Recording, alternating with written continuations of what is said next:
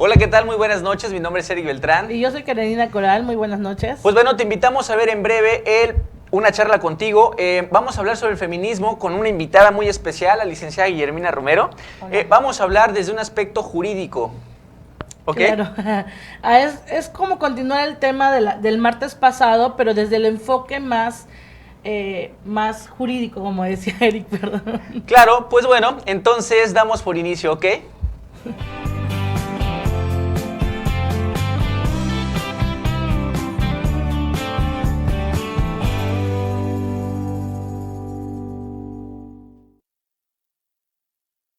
Pues bien, gracias por acompañarnos y de verdad que es un día muy especial porque, como bien mencionaba Care, vamos a dar continuación a un tema bastante controversial y quiero repetir y recalcar, es con mucho respeto, siempre con la intención meramente de informar para que pues ustedes puedan decidir sobre qué pensar, sacar sus propias conclusiones, no dejarnos llevar siempre por lo que vemos pues en las redes, a veces quizás es información no tan clara o quizás no la entendemos totalmente. Entonces aquí créanme que pueden hacer sus comentarios, sus preguntas y con mucho gusto vamos a responderlas, claro. Sí, la intención es que ustedes puedan conocer sobre el tema de todos los modelos o todas las formas posibles, pues para que no se queden con dudas o con unas falsas ideas, ¿no? Claro, y para eso precisamente tenemos a la licenciada Guillermina Romero Hernández, es licenciada en Derecho y también estudió la licenciatura en Psicología. Entonces, vaya, se podría decir que tenemos una persona a la cual nos puede dar diferentes perspectivas para no cerrarnos siempre, ¿no? Sino que tratar precisamente de abrir el abanico para que uno pueda ir sacando información, ¿no? Claro que sí, pues muchas gracias por la invitación y primero que nada yo quiero comentar que mi participación es solamente informativa, no tiene ninguna intención de generar controversias, respeto profundamente la diversidad de ideologías y espero que podamos aportar algo. Ok, perfecto. Bueno, pues me gustaría, licenciada, si usted nos permite, pues hacer algunas preguntas. Claro. O en su caso, que usted nos quiera platicar un poquito sobre cómo inicia, desde un aspecto jurídico, claro, el feminismo aquí en México, ¿no? Bueno, el feminismo inicia, estaba mirando el programa la vez pasada y inicia a nivel internacional, ¿sí? Okay. A través de una serie de etapas que le llamaron olas, ¿sí? Algunos autores manejan que son 3, otros que son 4. Okay. Y en cada etapa hubo logros, ¿sí?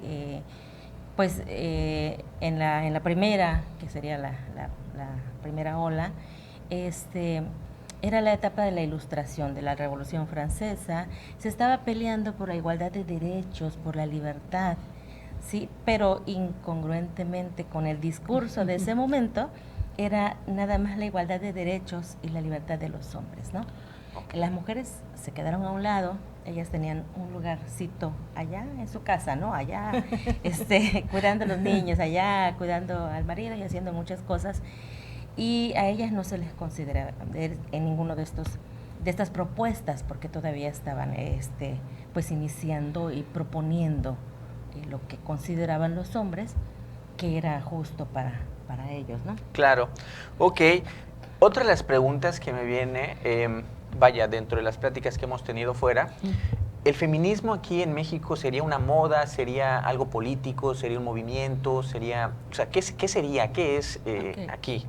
El feminismo es un movimiento social y político okay. que no es una moda, porque una moda viene pues de momento, nos inunda. Y es pasajera, así ¿no? Es. Esto tiene un antecedente de mucho tiempo, ¿no? Viene desde el siglo XVII, XVIII, como mencionaba, desde la Revolución Francesa, ¿no? Okay.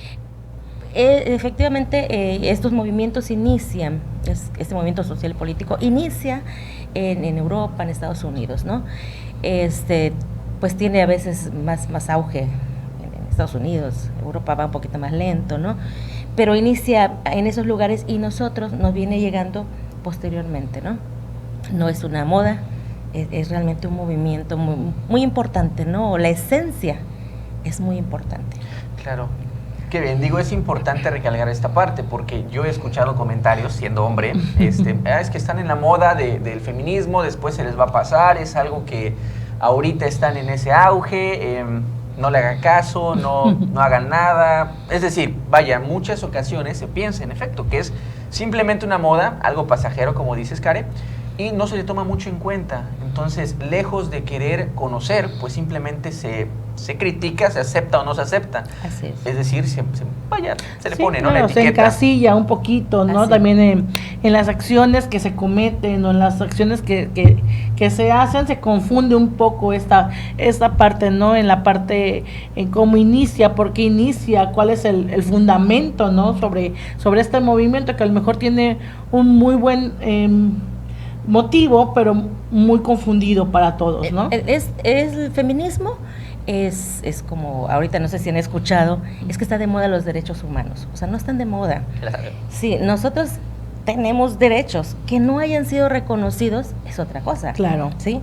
Que recientemente, por ciertas circunstancias que se han dado con una alta incidencia y que están ocasionando daños en la sociedad, y es que nosotros despertamos y nos damos cuenta de que no nos están respetando los derechos, es cuando empezamos nosotros a movernos, ¿sí? A movernos, a exigir derechos, a informarnos, ¿sí? Y no es que esté de moda, es que nos damos cuenta, pues, que están vulnerando nuestros derechos, ¿no?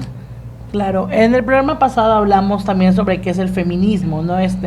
Desde la perspectiva psicológica o desde el movimiento que está actualmente en bocas de todos como Marea Verde, ¿no? Pero, bueno, ¿cómo podría definir esta parte jurídica, legal, el feminismo, ¿no? O sea, ¿cómo se puede definir? Bueno, mira, de acuerdo con la definición de Samara de las Heras Aguilera, que es una jurista española y doctora en derechos humanos, ella menciona que el feminismo es toda teoría, pensamiento, práctica social, política y jurídica, que tiene por objetivo hacer evidente y terminar con la situación de opresión que soportan las mujeres y lograr así una sociedad más justa que reconozca y garantice la igualdad plena y efectiva de todos los seres humanos. Si se dan cuenta, en esta definición no solamente dice de las mujeres, ¿no? Claro. Es de todos los seres humanos, porque si bien es cierto, el feminismo tiene como principal objetivo reconocer los derechos de la mujer como un ser humano que también es, ¿sí? Porque la mujer estaba considerada como una cosa o una propiedad. Llegó un momento en que en el Código Napoleónico incluso emitieron una ley para que la mujer sea considerada como un hijo más. Y ella tenía que estar bajo el cuidado y protección y permiso de sus padres, de su esposo, incluso en algún momento de sus hijos. Claro, no se le permitía, ¿no?, expresarse o emitir algún voto o alguna opinión pública, ¿no? Que es lo que prácticamente estamos entendiendo. Así es, casi como una persona incapaz de tomar decisiones. Okay. Y por lo tanto sin derechos a nada, ¿no? Alguien tenía que regularla y vigilarla. Claro, fíjense, aquí acaban de hacer un comentario. El feminismo hoy en día se confunde con el odio hacia los hombres, por lo cual me viene una pregunta. ¿El feminismo es lo contrario a lo que es el machismo? No, el machismo tiene una connotación sexista y patriarcal basada en el androcentrismo, que pues el androcentrismo se expresa como una magnificación del hombre. El hombre es el que está en una condición de superioridad de la mujer. Y lo contrario a ese androcentrismo sería el ginocentrismo, que sería la condición de superioridad de la mujer. Es decir, que el feminismo es un movimiento que tiene una intención y debe tener una esencia y una ideología precisamente basada en reconocer los derechos de la mujer y visibilizarla. Pero no se trata de que el feminismo sea un movimiento para desaparecer a los hombres porque nosotras somos mujeres, porque entonces caemos también en este extremo, ¿no? O sea, claro. Entonces ya no sería, y así lo estoy entendiendo yo, digo, es mi manera de entender y quiero siempre mencionar, es desde mi perspectiva y lo que yo estoy entendiendo, ¿no?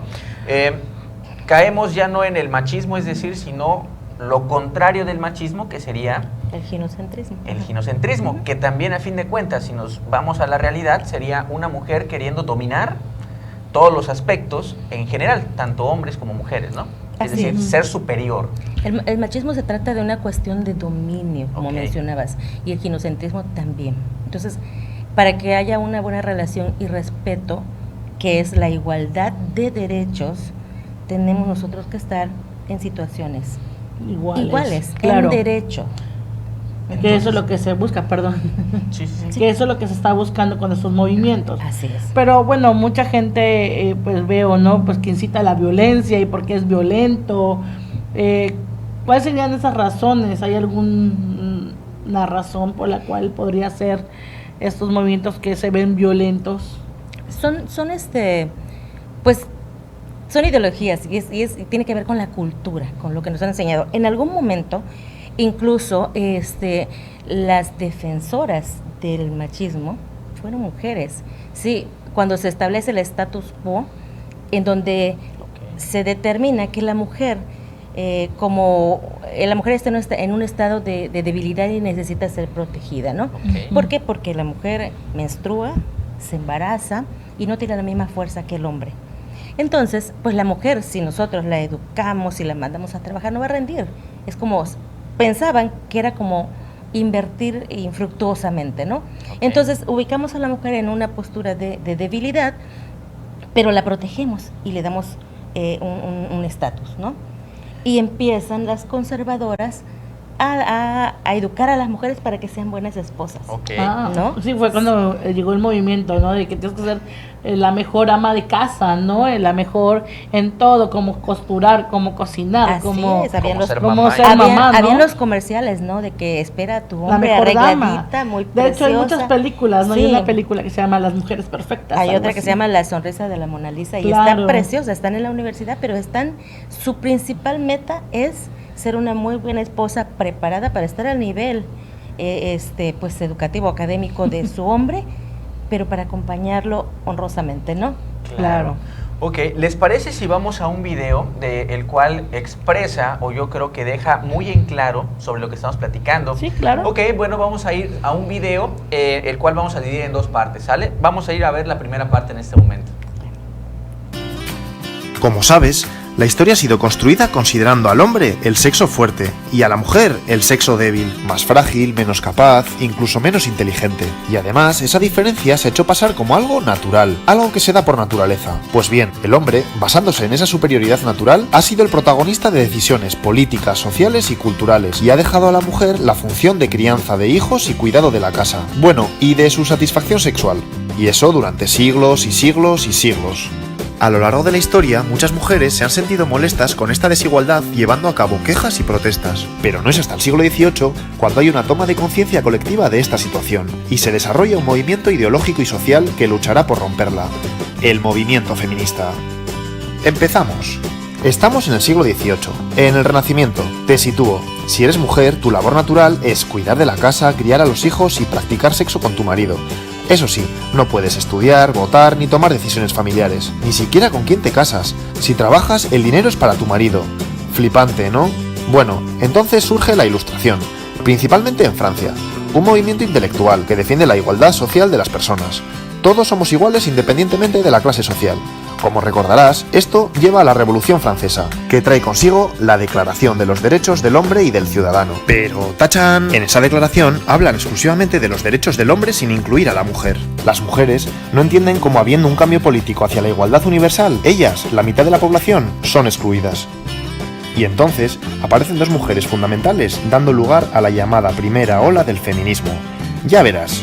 Por un lado, Olympe de Gouges. Ella coge el texto y lo replica. Escribe la Declaración de los Derechos de la Mujer y de la Ciudadana y reivindica todos los derechos civiles para la mujer. Es uno de los primeros documentos que propugna la igualdad jurídica y legal de las mujeres. Por otro lado, Mary Wollstonecraft y su Vindicación de los Derechos de la Mujer, considerado el texto que funda el feminismo. Fíjate lo que dice.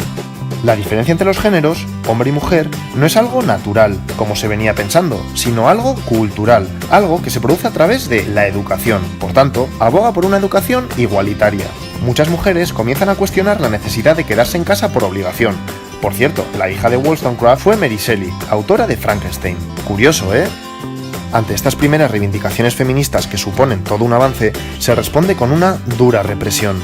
Olympique de Gouges, por ejemplo, es guillotinada, muchas mujeres encarceladas, no se permite que se reúnan más de 5 mujeres en la calle. Y espera, que esto sigue. A principios de 1800, el Código francés, o Código Napoleón, que se extiende por toda Europa, exige a las mujeres actuar con obediencia a sus maridos, y les deja sin derechos civiles ni políticos. Increíble, ¿eh? Ya ves, las cosas, en lugar de mejorar, se ponen peor para la mujer. Eso sí, a pesar de esta derrota, las cosas nunca volverán a ser lo mismo. Espera que te sigo contando porque llega la segunda ola del feminismo, el sufragismo. Y esta ola ya no es un movimiento solo intelectual, pasa a ser un movimiento de acción social. Ya verás. El movimiento sufragista surge en los 2 países anglosajones, y luego estos van influyendo en el resto de países. Vamos por partes. En Estados Unidos, las mujeres han luchado por la independencia de su país. Ahora, se agrupan por la defensa de los derechos de los esclavos. Bueno, pues 4 mujeres viajan a Londres, al Congreso Antiesclavista. Pero no te lo pierdas, no les dejan participar por el hecho de ser mujeres. Al final, les dejan hacerlo tras una cortina. Indignadas, toman conciencia de su desigualdad como mujeres y, de vuelta al país, 2 de ellas, Lucrecia Mott y Elizabeth Cady Stanton, comienzan su lucha, ahora ya, a favor de los derechos de las mujeres. En 1848, en Seneca Falls, frente a unas 300 personas, exponen la Declaración de Sentimientos. Reivindican recuperar todos los derechos civiles, como la igualdad de educación.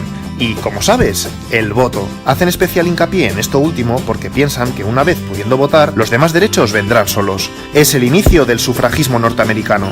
Las mujeres comienzan a defender sus derechos en masa, con manifestaciones, panfletos, pero no te creas que fue algo sencillo, porque durante años y años son humilladas y pisoteadas.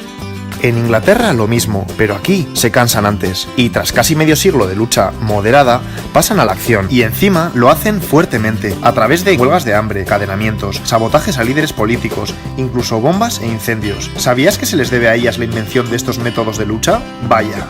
Y primera victoria. Poco a poco, a partir del final de la Primera Guerra Mundial, las mujeres empiezan a obtener el voto por diferentes países del mundo. En Inglaterra lo consiguen en 1918, eso sí, solo para mayores de 30. En Estados Unidos, en 1920, aunque solo para las mujeres blancas, y 80 años después de Seneca Falls. Y así le seguirán otros países. Pero espera un momento. El movimiento sufragista es principalmente un movimiento de burguesas blancas. ¿Y el resto de mujeres? Bueno, pues empiezan a aparecer mujeres feministas con otras realidades, como Sojourner Truth, una esclava negra que habla por primera vez de la doble exclusión, por negra y por mujer. O Flora Tristan, mujer socialista que habla de las mujeres obreras y explica también la doble represión que sufren, de clase y de género. Explica que la mujer es la proletaria del proletariado. Y es que precisamente ella puede considerarse la precursora del llamado feminismo socialista. Te cuento, el feminismo socialista cree que para que la mujer se libere debe cambiar el sistema capitalista establecido. Esto es complejo, pero me interesa que sepas que empiezan a distinguirse 2 ramas dentro del feminismo. Una que busca la igualdad de derechos y otra que pretende cambiar todo el sistema establecido. Luego lo verás más claro. Bueno, pues ahora llega un periodo donde el movimiento feminista se paraliza. Estamos en el periodo entre las 2 guerras mundiales. Las mujeres han logrado el voto. Ya estamos de regreso y quiero saber qué tal les pareció. El video, la verdad es que estaba súper interesante, tiene muchos aspectos de lo que hablábamos con la licenciada Mina, sobre cómo surge, ¿no?, esta cuestión del feminismo, pues de manera internacional, ¿no? Así es, así es. Ok, perfecto. Pues bueno, dentro de las preguntas que considero que también, además de esta parte, la primera parte que ya vimos, ¿qué es lo que sucede con los logros jurídicos que ha tenido, pues vaya, el feminismo? Porque también ha tenido logros, no solamente son luchas sin respuesta, ¿no? Claro, o violencia, como la gente dice. Así es. Fíjate que después de durante estas etapas o estas olas, las mujeres se dieron cuenta de que no les eran reconocidos muchos derechos, ¿no? Y se dan cuenta que ellos, pues que las mujeres no tenemos derecho a estudiar, ¿no? Que teníamos que quedarnos en la casa, Claro. que no había derecho al voto, ¿sí? Que no había derecho a decidir si querías tener hijos o no, eras un objeto sexual a disposición del marido. Entonces los derechos sexuales, de hecho en la segunda parte vienen. En cada etapa hubo una serie de logros jurídicos que, si bien es cierto, en ese momento no se reconocieron, pero sí se dieron cuenta que esos eran sus derechos, ¿no? Okay. De hecho, después de la Segunda Guerra Mundial, cuando se unen todos los países para reconocer los derechos humanos, se hace la Declaración de los Derechos del Hombre. Okay. ¿Sí? A nivel internacional se hace un documento que firman muchos países, en donde se hace la Declaración de los Derechos del Hombre, no de la mujer. ¿Sí? A raíz de esa declaración hay pues unos personajes muy importantes para el feminismo. En el video lo vamos a ver, y de ese modelo de Declaración de Derechos del Hombre lo toman y lo convierten en Declaración de los Derechos de la Mujer. Okay. ¿Sí?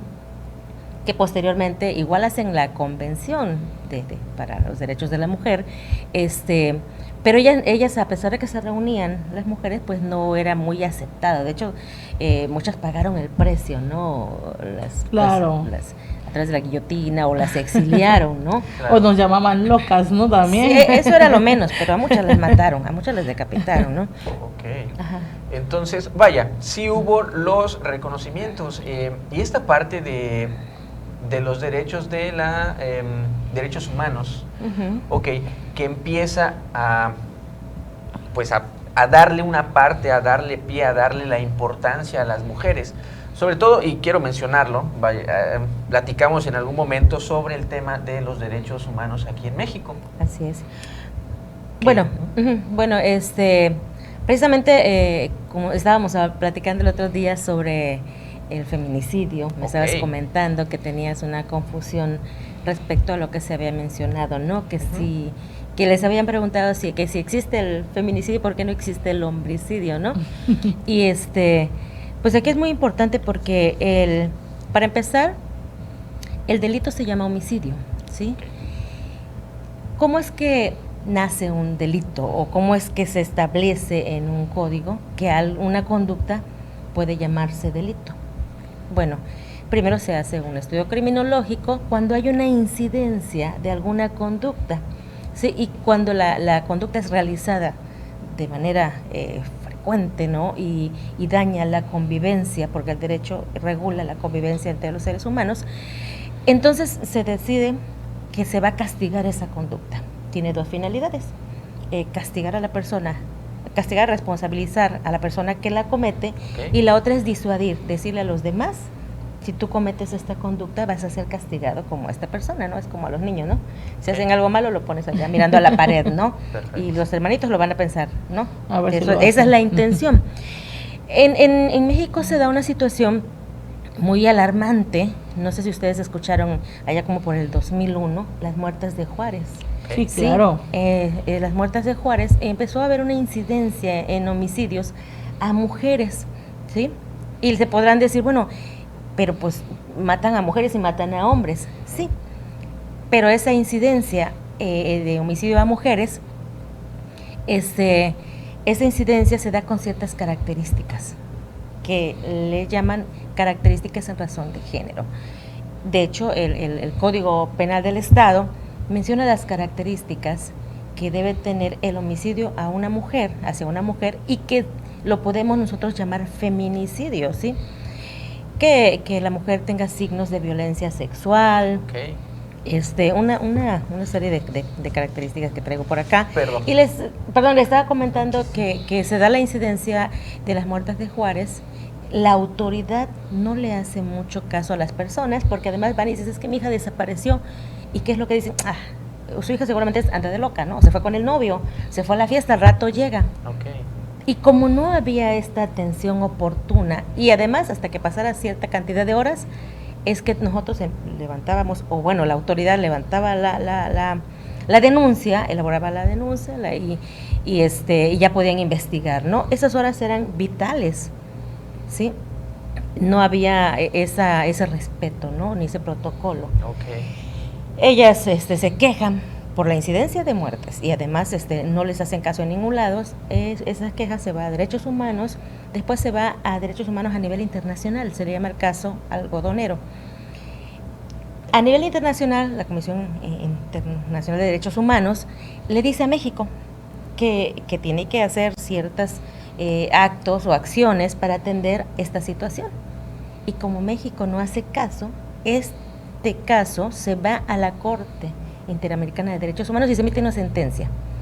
Y como México es parte de ese tratado a nivel internacional, pues tiene que obedecer las sentencias de la Corte Internacional. Okay. Y entonces le dice, ¿sabes qué? Tienes que hacer un protocolo para los casos de mujeres desaparecidas, la atención a víctimas, y tienes que educar además a tus funcionarios para que atiendan estas situaciones.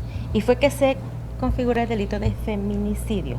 Ok, estoy entendiendo entonces que el hecho de que una mujer, y vaya, muy directamente se escucha feo, que sea un homicidio hacia una mujer no necesariamente o no equivale a un feminicidio. No. Es decir, tiene que tener ciertas características para que esto se catalogue como feminicidio. Así es. El homicidio es la privación de la vida de una persona, sea hombre, mujer, Claro. adulto mayor, niño, pero las características especiales en las que ocurre, entonces puede adquirir otro nombre y obviamente en otro artículo está configurado en especial esa conducta, ¿no? Por ejemplo, Okay. en las mujeres, en el feminicidio, dice que como antecedentes tenga datos de tipo de violencia, que presente signos de violencia, que se haya infligido lesiones o mutilaciones infamantes o degradantes. O sea, hay requisitos para que se llame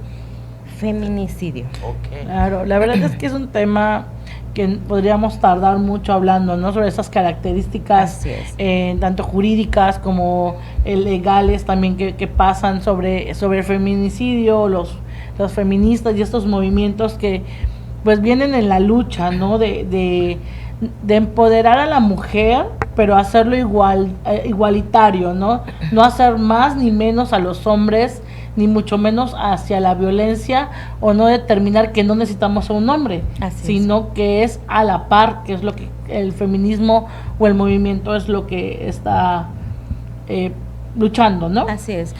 Primero que nada, el homicidio no es para hombres, ¿no? Es la privación de la vida de cualquier persona, hombre o mujer, Claro. ¿no? Y otra cosa que efectivamente, esta no es una lucha de hombres contra mujeres.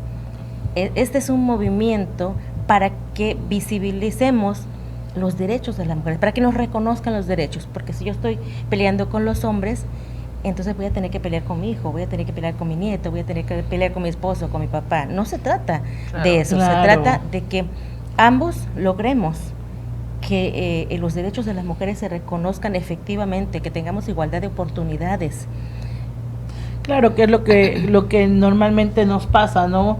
Normalmente en ciertos puestos solo pueden ir hombres, o en ciertas situaciones solo hombres, ¿no?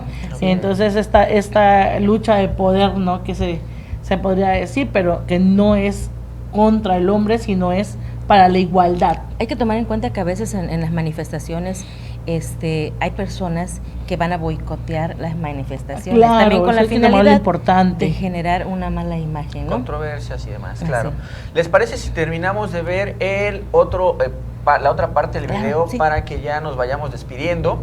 Entonces vamos a ir a ver el video y la segunda parte, y posteriormente pues ya vamos a venir a despedirnos, ¿ok? Nos vamos Entre al las video. dos guerras mundiales, las mujeres han logrado el voto en varios países, han comenzado a entrar en la universidad y muchas se desmovilizan. Justo entonces aparece alguien clave en el feminismo, Simone de Beauvoir, en Francia. En 1949 escribe El segundo sexo y vuelve a remover conciencias. Este es una pasada de libro, ya que es el estudio más completo sobre la condición de la mujer. Con su famosa frase, no se nace mujer, se llega a serlo, nos dice que no es cierto que a las mujeres se las defina por su sexo biológico, sino por una serie de roles asociados al mismo que tendrán que cumplir para ser consideradas precisamente mujeres. Y más cosas. Habla del androcentrismo y explica que el hombre es la norma, la medida de todas las cosas, y la mujer siempre es lo otro. De esta forma se impide que la mujer se asuma a sí misma como sujeto y hace que se identifique con lo que el hombre espera de ella. Piénsalo un momento, ¿a que lo ves claro? Ha comenzado la tercera ola del feminismo. Volvemos aquí. Los hombres han vuelto de la Segunda Guerra Mundial y la mujer está nuevamente en el hogar. Ahora tienen todas las comodidades para ser amas de casa felices. La publicidad lo deja claro. Pero empieza a pasar algo. Miles de ellas se enferman, se deprimen, caen en el alcohol, viven ansiosas. ¿Qué está pasando? Pues entonces llega Betty Friedan. una socióloga que escribe Mística de la feminidad, donde pone nombre al problema que no tiene nombre. Explica que estas mujeres viven insatisfechas en ese estilo de vida aparentemente maravilloso, ya que sienten que están priorizando el cuidado de otros a sus propios deseos. El libro es un bestseller. Muchas mujeres entienden lo que les pasa y comienzan a construir un estilo de vida nuevo. Buena Betty. Pero ella no se queda ahí, también pasa a la acción y organiza junto con otras mujeres Now, el mayor movimiento de la mujer hasta entonces, y que ha ido creciendo hasta la actualidad. ¿Qué buscan? Mejorar el estilo de vida de las mujeres centrándose en temas del ámbito personal. Comienza el feminismo liberal. El feminismo liberal describe la situación de las mujeres como una desigualdad, no como una explotación u opresión. Así que, ¿qué hay que hacer? Pues luchar por cambios hasta lograr la igualdad entre los sexos. ¿La mujer no tiene espacio en la vida pública? Pues hagamos lo posible por incluirla en el mercado laboral y en los puestos de poder. Son los años 60. Seguimos. Se han conseguido los derechos fundamentales y las mujeres empiezan a ocupar puestos de poder. ¿Pero ya está? No, porque ¿qué pasa en el ámbito privado dentro de los hogares? Pues hay malos tratos, desigualdad de reparto de tareas, explotación económica. Es como si se reprodujera dentro de las casas la misma relación de poder del hombre hacia las mujeres que fuera de ella. Cada vez hay más conciencia de esto, y surge una nueva corriente feminista que quiere cambiar esta situación. El feminismo radical. Pero no te confundas, radical de raíz, porque el problema hay que resolverlo desde ahí. ¿Y cuál es la raíz del problema? El patriarcado, el sistema de dominación del hombre sobre la mujer, que se produce en todos los ámbitos: familiar, política, económica, social, científica. ¿Te suena el movimiento de liberación de la mujer? Pues pertenece a esta corriente. Varias mujeres se organizan y llevan a cabo grandes protestas públicas como las que hacen a los certámenes de belleza, que lo consideran una cosificación de la mujer. Pero van más allá, y este movimiento también crea espacios propios como centros de mujeres maltratadas, de defensa personal, ginecológicos, guarderías. El feminismo radical consigue que las mujeres del siglo XX vayan cambiando el día a día de sus vidas, hacia la liberación. Y como te he dicho, ya tenemos las dos grandes posturas feministas de las que te he hablado antes. Recapitulemos. Las feministas liberales buscan la igualdad de derechos de la mujer frente al hombre. Las feministas radicales van más allá y quieren romper el sistema patriarcal en que vivimos. Comienzan entre ambas posturas ciertas diferencias. Te pongo un ejemplo. ¿Qué pasa si tú, mujer, subes un selfie a redes sociales en una postura sensual? Pues para el feminismo liberal, genial. Estás desafiando al sistema, que espera que te comportes de forma recatada. Estás empoderándote. El feminismo radical piensa otra cosa. Respeta tu foto. Eres libre de hacer lo que quieras, pero no cree que estés desafiando nada, porque te mueves dentro de los esquemas patriarcales impuestos del sentido de belleza de la mujer y feminidad. Vamos, que el sistema de poder se sigue manteniendo. Llegan los años 90. Vale, siguen los avances, pero veamos, hasta ahora es como si el feminismo hablase siempre de un prototipo de mujer. Pero una cosa, ¿qué pasa por ejemplo con las mujeres transexuales? ¿Y las musulmanas, africanas o asiáticas? Pues bien, a partir de ahora se toma conciencia que no existe un solo modelo de mujer, sino múltiples, dependiendo de cuestiones sociales, étnicas, nacionales o religiosas. Y surgen nuevos y múltiples feminismos, teniendo en cuenta las necesidades de cada una de ellas. Feminismo negro, feminismo poscolonial, transfeminismo radical, ecofeminismo, teoría queer. Ya no existe un feminismo único. A lo largo del siglo XXI se va adquiriendo una mayor conciencia en la sociedad general de la desigualdad de la mujer, y surgen movimientos sociales como el movimiento Me Too, donde millones de mujeres denuncian públicamente su experiencia de abuso por hombres, o las manifestaciones y huelgas multitudinarias del 8 de marzo de 2018, en el Día Mundial de la Mujer. Se ha logrado mucho, pero a día de hoy no se ha consolidado la igualdad entre hombres y mujeres. Sigue habiendo violencia de género, las mujeres siguen cobrando menos por el mismo cargo laboral, y los puestos relevantes en el mundo de la política, militar y económica siguen siendo mayoritariamente de hombres. Hemos llegado a la actualidad.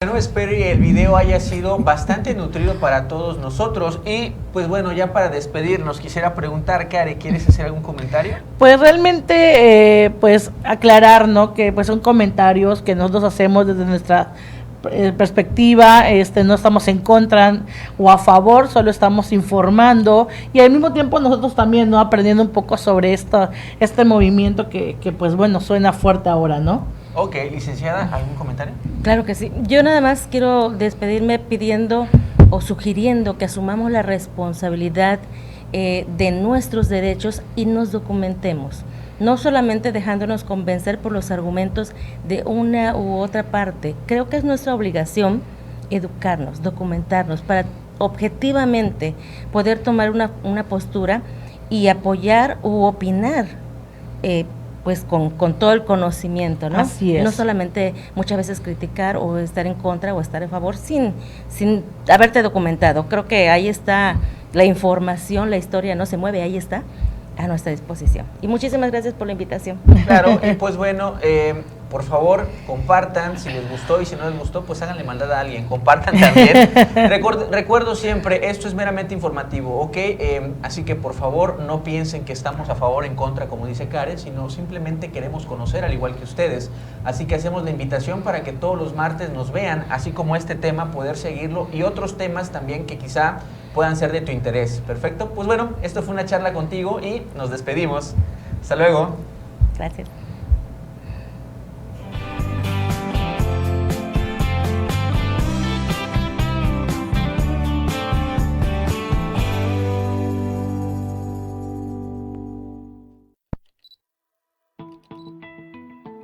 Esta es una producción de Covadonga Medios para Pulso Sur.